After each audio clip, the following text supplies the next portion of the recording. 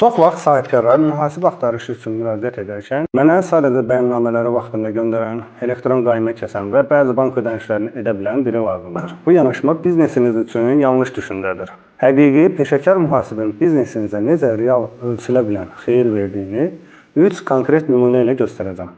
Videonun sonunda məsləhət isə sizin mühasiblə ünsiyyətinizi tamamilə dəyişəcək. 1. Maliyyə analizi və xərclərin optimallaşdırılması. Mühasib sadəcə rəqəmləri qeyd etmir.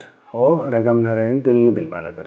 Məsələn, biz sizin marjanızı analiz edə bilərik. Ola bilsin ki, siz çox satırsınız, amma xərcləriniz o qədər yüksəkdir ki, real mənfəətiniz minimaldır. Mühasib bu aradakı fərqi görür. 2.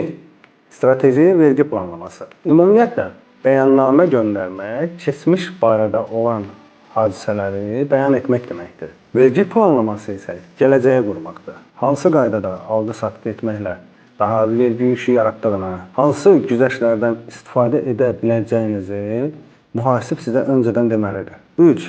Biznes qərarlarında dəstək, yəni maliyyə sağlamlığı.